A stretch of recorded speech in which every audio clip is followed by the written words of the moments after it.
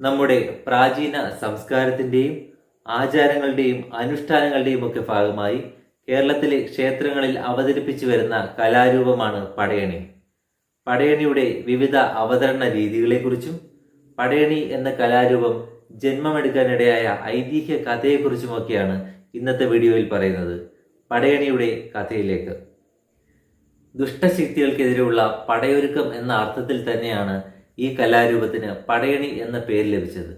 ആ പേര് എങ്ങനെ അന്വർത്ഥമാകുന്നുവെന്ന് പടയണിയുടെ ഐതിഹ്യ കഥ പറയുമ്പോൾ നമുക്ക് മനസ്സിലാകും. ഇനി പടയണിയുടെ അവതരണ രീതിയെക്കുറിച്ച്. കവുങ്ങിൻ പാളകൾ നിർമ്മിച്ച ചെറുതും വലുതുമായ കോലങ്ങളേന്തിക്കൊണ്ട് തപ്പ്, കൈമണി, ചെണ്ട തുടങ്ങിയ വാദ്യങ്ങളുടെ ശബ്ദമേളങ്ങൾക്കിടയിൽ പന്തം, ചൂട്ടുകറ്റ എന്നിവയുടെ വെളിച്ചത്തിൽ നടക്കുന്ന തുള്ളി ഉറയലാണ് പടയണിയുടെ അവതരണ രീതി എന്ന് പറയുന്നത്. കൊല്ലം, തിരുവനന്തപുരം, ആലപ്പുഴ, പത്തനംതിട്ട എന്നീ ജില്ലകളാണ് പടയണിക്ക് കൂടുതൽ പ്രാധാന്യം നൽകുന്നത്. എങ്കിലും കേരളത്തിൽ ഉടനീളമുള്ള പല ദേവീക്ഷേത്രങ്ങളിലും പടയണി ഒരു ആചാരമായി നടത്തപ്പെടുന്നുണ്ട്.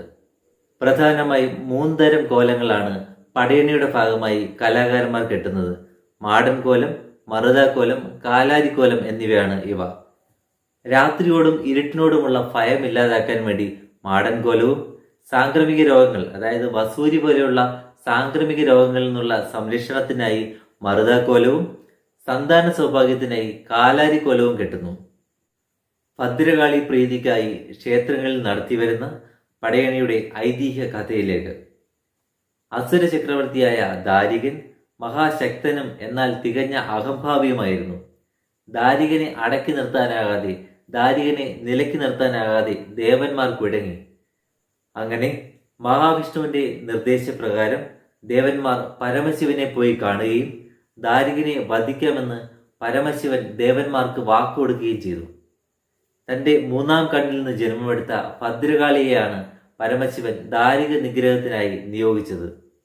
എന്നാൽ ഭദ്രകാളിക്കും ദാരികനെ വധിക്കുവാൻ സാധിച്ചില്ല. അതിന് വ്യക്തമായ കാരണമുണ്ടായിരുന്നു. ദാരികൻ തന്റെ കഠിന തപസ്സിലൂടെ ബ്രഹ്മാവിനെ പ്രീതിപ്പെടുത്തി മൃത്യുഞ്ജയ മന്ത്രം എന്നൊരു മന്ത്രം കരസ്ഥമാക്കിയിട്ടുണ്ടായിരുന്നു. ദാരികൻ അത് സ്വന്തം പത്നിക്ക് ഉപദേശിച്ചു കൊടുക്കുകയും ദാരികൻ യുദ്ധം ചെയ്യുന്ന സന്ദർഭങ്ങളിലെല്ലാം ദാരികന്റെ പത്നി ഈ മന്ത്രം ഉരുക്കഴിച്ചുകൊണ്ടേയിരിക്കുകയും ചെയ്തു. മൃത്യുഞ്ജയ മന്ത്രം ഉരുക്കഴിക്കുന്ന കാലത്തോളം ദാരികനെ വധിക്കാൻ ആർക്കും സാധിക്കില്ല എന്ന് പരമശിവന്റെ പത്നിയായ പാർവതീദേവി മനസ്സിലാക്കി. കൂട്ടത്തിൽ ഒന്നുകൂടി പാർവതീദേവിക്ക് മനസ്സിലായിരുന്നു. ബ്രഹ്മാവ് ഒന്നുകൂടി പറഞ്ഞിരുന്നു, ഈ 2 പേരൊഴിച്ച്, ദാരികനും പത്നിയും ഒഴിച്ച് മറ്റൊരാൾക്ക് ഈ മന്ത്രം പകർന്നു കൊടുത്തു കഴിഞ്ഞാൽ ഈ മന്ത്രത്തിന്റെ ശക്തി ഇല്ലാതാകുമെന്ന്. ഇത് വ്യക്തമായി മനസ്സിലാക്കിയ പാർവതീദേവി ഒരു ബ്രാഹ്മണ സ്ത്രീയുടെ വേഷത്തിൽ ദാരികന്റെ പത്നിയെ ചെന്ന് കാണുകയും പതുക്കെ സൗഹൃദം സ്ഥാപിക്കുകയും ചെയ്തു. അങ്ങനെ പതിയെ മൃത്യുഞ്ജയ മന്ത്രം സ്വായത്തമാക്കിയ പാർവതീദേവി മൃത്യുഞ്ജയ മന്ത്രത്തിന്റെ ശക്തി ഇല്ലാതാക്കി കളഞ്ഞു.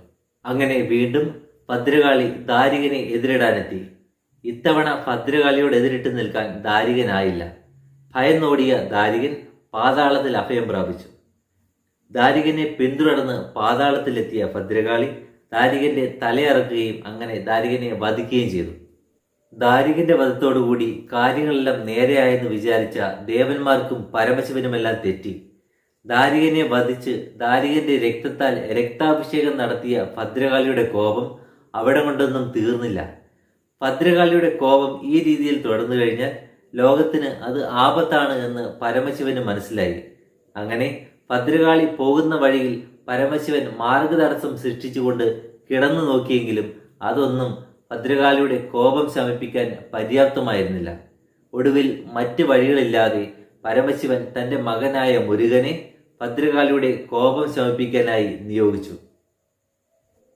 മുരുകൻ സകല വിദ്യകളും പയറ്റി നോക്കിയെങ്കിലും ഭദ്രകാളിയുടെ മുന്നിൽ അതൊന്നും വിലപ്പോയില്ല. ഒടുവിൽ പെട്ടെന്ന് തോന്നിയ ഒരു വിദ്യയാൽ മുരുകൻ തൊട്ടടുത്ത് നിന്നും ചെങ്കല്ലുകളും കരിയും മഞ്ഞളും പച്ചിലകളും അതുപോലെ ചുണ്ണാമ്പ് കല്ലുകളും ഒക്കെ ചേർത്ത് ഒരു ചായക്കൂട്ടുണ്ടാക്കുകയും ഈ ചായക്കൂട്ട് ഉപയോഗിച്ചുകൊണ്ട് കവുങ്ങിൻ പാളകൾ വരച്ച് കോലങ്ങൾ ഉണ്ടാക്കുകയും ചെയ്തു. അങ്ങനെ വിവിധ കോലങ്ങൾ കെട്ടിക്കൊണ്ട് സ്വന്തം ശരീരം മറച്ചുകൊണ്ട് ഭദ്രകാളിക്ക് മുന്നിൽ മുരുകൻ ഉറഞ്ഞാടുക തന്നെ ചെയ്തു. മുരുകന്റെ കോലം കെട്ടിയുള്ള ഈ ഉറഞ്ഞാടലിലേക്ക് ഒരു നിമിഷം ഭദ്രകാളിയുടെ ശ്രദ്ധ പതിയുകയും അങ്ങനെ കൗതുകത്താൽ ഭദ്രകാളി ഈ ഉറഞ്ഞു തുള്ളൽ നോക്കിയിരിക്കുകയും ചെയ്തു. അങ്ങനെ പതിയെ ഏകാഗ്രത അതിലേക്കാവുകയും ഭദ്രകാളിയുടെ കോപം ആറി തണുക്കുകയും ചെയ്തു.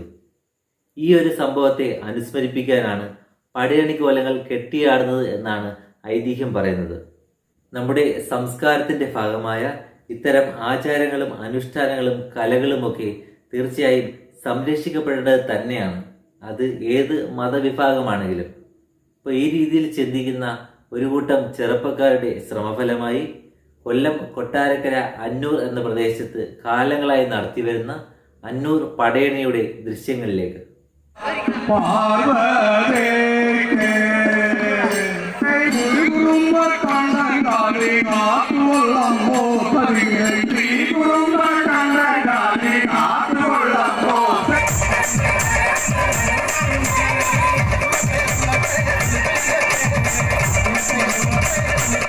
ക്ഷമയോടെ കണ്ടിരുന്നതിന് നന്ദി.